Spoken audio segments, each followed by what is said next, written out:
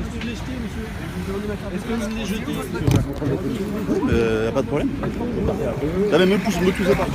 Me poussez pas par contre, me poussez pas. Ne me poussez pas, ne me poussez pas. Ne me poussez pas. Allez, vous nous laissez de l'air, monsieur, ça je laisse de l'air. Monsieur, ne me poussez pas. Monsieur, ne recommencez pas la rentrée comme ça. Ne recommencez pas la rentrée comme ça. Monsieur, restez calme. Oui, mais je suis calme, regardez, qui n'est pas calme là? Non. Il y a mon collègue qui est en train de travailler. Non, monsieur, je vous parle pas. Écoutez-moi. Il y a mon collègue qui est en train de travailler, qui fait de la captation d'image. La captation, c'est légal. Écoutez-moi, Je vous vous écoute. m'écoutez pas. Je vous écoute. Le contrôle va se terminer, après c'est bon. D'accord, alors, Ok. je peux vous poser une question maintenant? Oui. Comment se fait-il que quand un collègue journaliste est en train de travailler, on lui fait une vérif, un contrôle alors que la captation est légale? C'est pas une vérification, c'est un contrôle d'identité. C'est Oui, mais Vigipirate. pourquoi 78.2 alinéa 3-1 du code de procédure pénale. C'est vrai que sur Ok. Vigipirate, vous devez être Ok, inquiet de nous là. c'est Vous comme devez ça. être inquiet de nous. Ok, c'est Et comme comment ça, se fait-il monsieur. que vos collègues n'aient pas les matricules visibles, s'il vous plaît? Ça, normalement, c'est la loi. Monsieur, mais ça, c'est Nous, tous les mots. C'est pas une loi. C'est tous les mots, c'est la tenue, c'est comme ça. C'est la tenue, donc sans matricule. Arrêtez de me pousser avec votre bouclier, arrêtez de me pousser avec votre bouclier. C'est marqué nulle part dans le code pénal. Ah bon, le matricule? Le matricule, c'est obligatoire. Il y a Cazeneuve qui a reçu les associations de journalistes et qui a dit que ça serait obligatoire. Oui, moi je Donc, l'ai pas. Bah, si, vous l'avez. Vous l'avez. Ça griffe. Vous l'avez. Alors, le Vous collègue. l'avez et vous le cachez. Le collègue il fait ce qu'il veut? Bah non. Excusez-moi, le collègue fait... Vous l'avez où?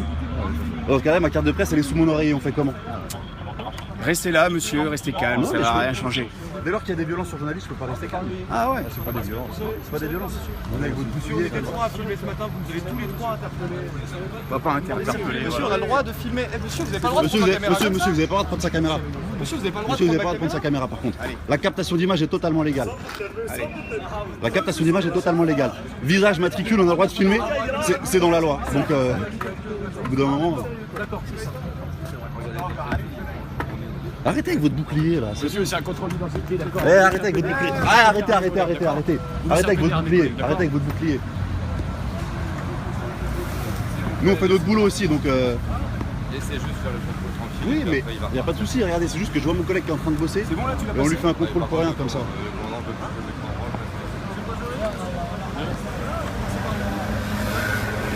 Donc ce matin, comme la plupart des jours du mois d'août, voilà comment les réfugiés à Paris sont reçus. Donc des dizaines de CRS qui arrivent, qui les encadrent, sans aucune solution de relogement. Donc tous ces gens-là qui ont fui la guerre se retrouvent encerclés par les forces de l'ordre, qui les emmènent vers des centres de rétention ou des gardes à vue, qui leur donnent des OQTF, donc des obligations de quitter le territoire français, sans leur expliquer ce qu'ils doivent signer, et qui veulent les renvoyer dans des pays en guerre. Sauf que les OQTF ne marchent pas pour les gens qui viennent des pays en guerre. Et donc là, alors que j'étais avec un collègue journaliste qui était en train de faire son boulot de journaliste, plusieurs CRS sont arrivés sur lui pour lui demander sa carte de presse.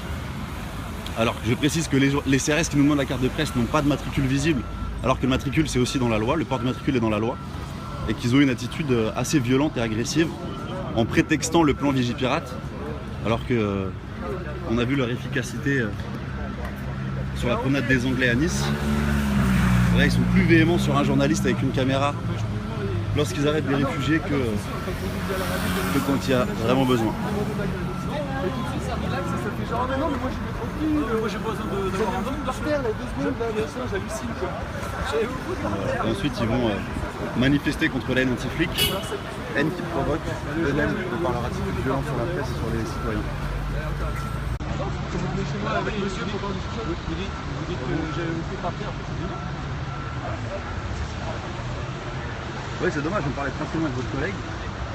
Vous mettez un bouclier Monsieur, entre il y a nous 6 mois, comme vous si... étiez Charlie, non? Ah, moi j'ai jamais été Charlie, monsieur. Ah, merci. Voilà.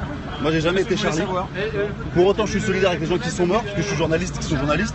Pour autant, je suis pas Charlie, parce que Charlie c'est un journaliste islamophobe d'extrême droite, et je suis pas Charlie. Mais voilà. Après, je prends... Pardon? Je suis? Ah, en tout cas, je suis tout cœur avec les familles des victimes, évidemment, de Bataclan, de Nice et de tout le reste. Évidemment, parce que j'ai perdu des proches en l'occurrence. Pour autant, je peux être solidaire des familles sans être pro-police, et notamment pro cette police et ce comportement. Et n'oubliez pas qu'à Charlie Hebdo, c'est pas vous qui avez fait le boulot. Parce que sans la BRI, vous ne seriez pas rentré de toute façon.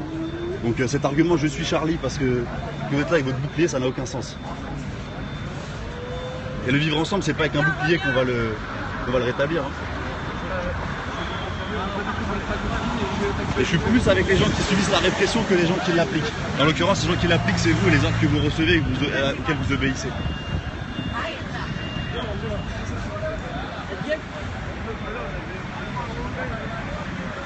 Il y a 6 mois, vous étiez Charlie. En plus, c'était pas il y a 6 mois, Charlie.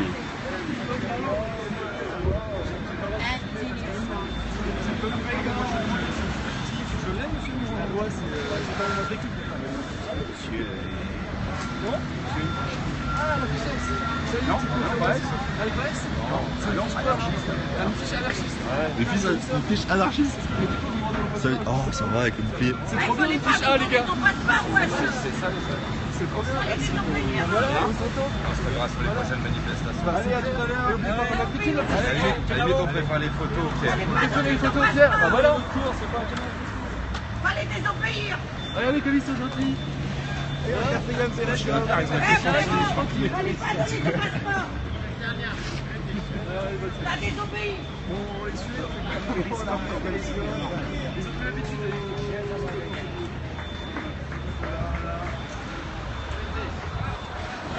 Donc voilà, pour celles et ceux qui ont raté ce périscope, on a lancé ce périscope parce que, alors qu'avec d'autres collègues journalistes, on était en train de... Je sais pas, je bosse avec un gars qui a une fiche anarchiste, d'après la police. C'est une nouvelle fiche de renseignement, c'est-à-dire que tu es proche... Non mais blague à part, c'est... Bon, pour celles et ceux qui viennent de rejoindre, on est avec d'autres journalistes en train de couvrir l'évacuation des réfugiés de ce matin, la rafle même des réfugiés de ce matin. Donc comme vous voyez, beaucoup de CRS pour quelques réfugiés qui essayent de survivre ici en France. Et alors qu'un collègue faisait son boulot, c'est-à-dire faire de la captation vidéo, parce que c'est son métier de journaliste, tous les journalistes sont des fils de pute. Bon, ça n'a pas de sens de dire ça. Et donc bref, du coup, pendant qu'il faisait son boulot, plusieurs CRS sont venus sur lui pour lui demander ses papiers d'identité, sa carte de presse, alors qu'il y a très souvent pas de carte de presse pour les journalistes indépendants, et ça tout le monde le sait, en tout cas dans la police, tout le monde doit le savoir. Et du coup, ils ont une attitude assez agressive et véhémente, voilà, sur les journalistes. Donc on a lancé ces périscopes de vigilance. Donc ils préparent visiblement leur rentrée parce qu'ils savent que ça va être agité.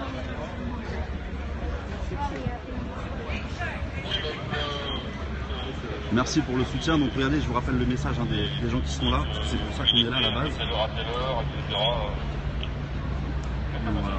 Donc on est à Paris, à Jaurès, et c'est du coup des familles entières de réfugiés qui vivent là, qui survivent là, et qui se font régulièrement expulser, évacuer.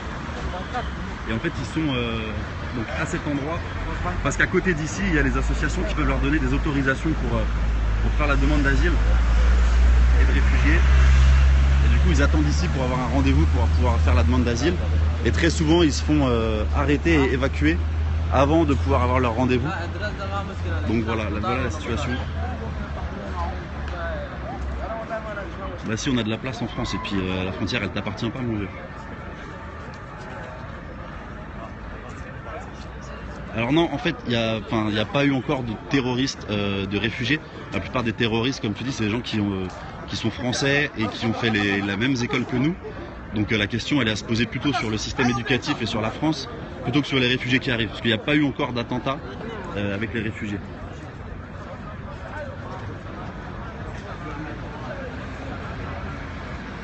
C'est où? C'est à Paris, à Jaurès.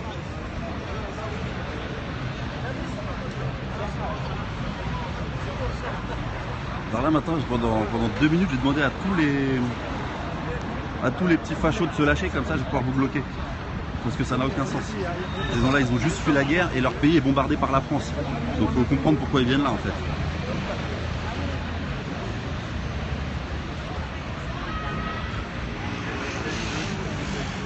Et toi, tu bosses à part filmer. Alors on dit filmer, et en plus, ouais, c'est mon boulot, je suis journaliste.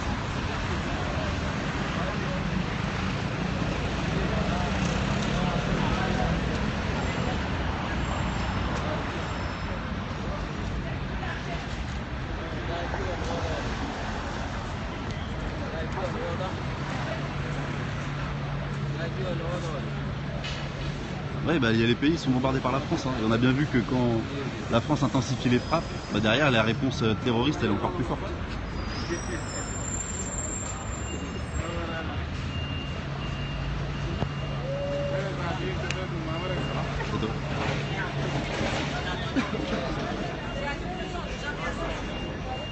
Ouais, en fait, il n'y a qu'une seule planète, donc il faut arrêter de croire que les frontières elles nous appartiennent.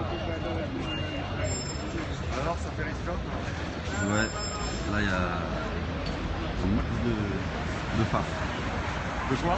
Max de facho. Ah bon? Ah merde. C'est pas le moment de faire. Oui.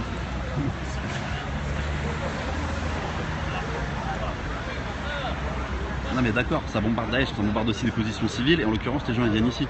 Donc si on bombarde là-bas et qu'ils viennent ici, il faudrait peut-être trouver des solutions pour les accueillir. La réponse d'un mec qui bosse pas. C'est vrai que toi, à 11h54, t'as regardé mon périscope, je pense que t'es au max de ton taf là.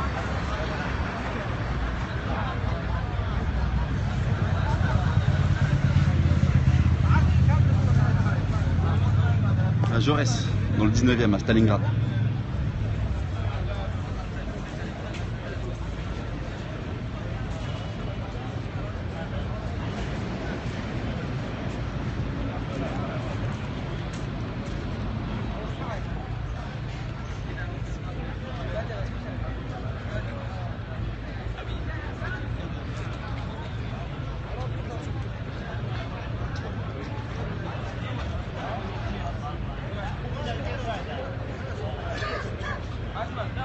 Alors, il y a la police qui encercle les réfugiés parce que, je sais pas, ils pensent qu'ils ont peur qu'ils partent dans un autre quartier, sauf que de toute façon ils sont installés ici.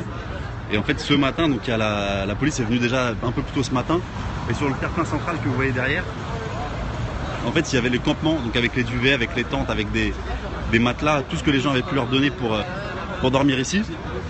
Et tout a été confisqué, malgré l'autorisation d'un des policiers à garder au moins les duvets pour que les gens puissent dormir au chaud. Tout a été confisqué dans les...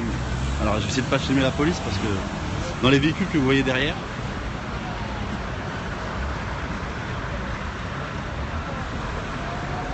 et voilà, ça a été confisqué en fait par... ça part à la benne, donc ça part pour la destruction, et systématiquement à chaque évacuation, le matériel pour dormir ou même les effets personnels des gens en fait sont emmenés à la benne, détruits, et à chaque fois ça repart à zéro. Sachant que de toute façon les gens qui sont ici, les réfugiés, ne sont pas expulsables, de toute façon ça ne fait que déplacer le problème.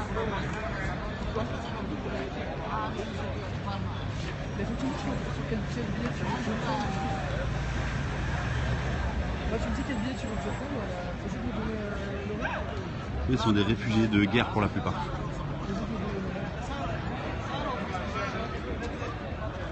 Il y a plein de gens qu'on a accueillis chez eux, mais c'est pas une solution durable évidemment. Enfin, pourquoi toi t'accueilles pas le SDF qui est en bas de chez toi dans ton appart? Tu vois, ça n'a pas de sens comme question. Alors les SDF français qui crèvent de faim, généralement les gens qui aident les réfugiés sont aussi les premiers à aider les SDF français qui crèvent de faim comme tu dis. Mais par contre les gens qui crachent sur les réfugiés crachent aussi sur les SDF, donc arrêtez de se voiler la face avec cet argument stupide.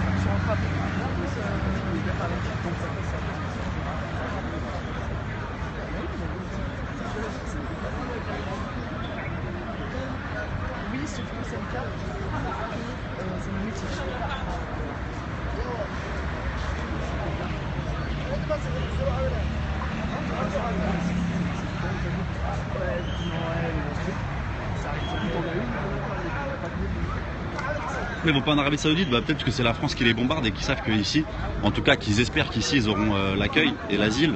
Et malheureusement c'est plus le cas. Mais la France normalement c'est une terre d'asile. Et là on se rend bien compte que c'est plus le cas aujourd'hui.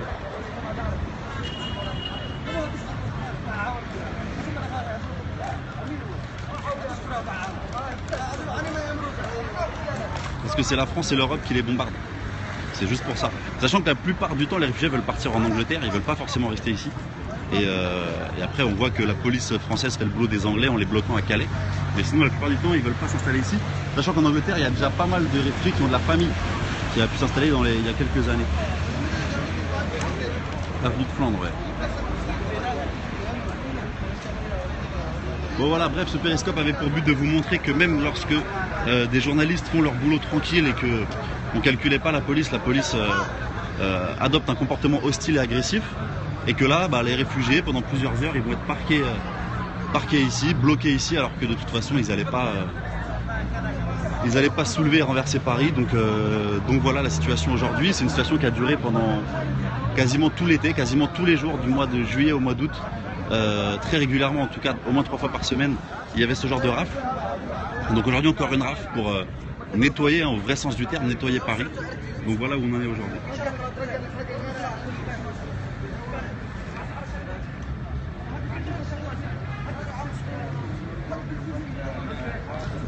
Et les arguments de dire que les réfugiés, de toute façon on n'a pas la place de les accueillir, tout ça, qu'il faut dénoncer les réfugiés, qu'il faut envoyer la police, finalement on revient à des heures assez sombres de notre histoire. Et sans faire de parallèle déplacé, je pense que voir des gens comme ça parqués avec leurs sacs ou parfois leurs sacs détruits entouré de gens en uniforme, ça peut nous rappeler des choses qu'on aurait aimé éviter revoir. Et malgré tout, on y est. Donc voilà, visiblement la vie des réfugiés a beaucoup moins de valeur que celle des Français dits de souche. Et ça pose question pour la société qu'on veut, en tout cas l'idéal d'humanité.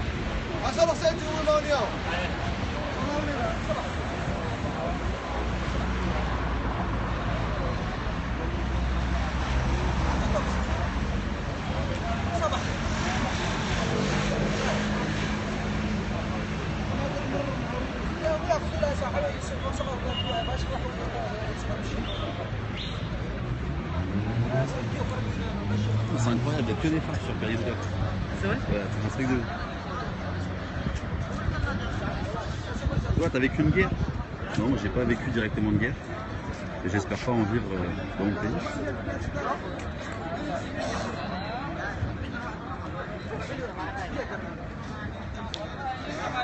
Encore un bobo qui connaît que les livres. Ouais, ça doit être ça. Tu dis quoi? C'est vrai, t'as raison. Bref, bonne journée à tous, fin du périscope pour l'instant. Donc je rappelle la situation, on est avenue de Flandre avec plusieurs dizaines de réfugiés qui sont encerclés par des CRS. Et donc voilà, je vais vous laisser sur ce périscope. Merci à toutes celles et ceux qui soutiennent les réfugiés, qui nous boostent dans l'information de terrain qu'on fait. Et puis tant pis pour tous les frustrés qui pensent que la France leur appartient parce qu'ils ont un passeport français et qui sont bien contents de voyager au Maghreb pour 300 balles et de payer pas cher leur all inclusive. Bonne fin de journée à tous, bonne rentrée à celles et ceux qui reprennent, portez-vous bien. Peace.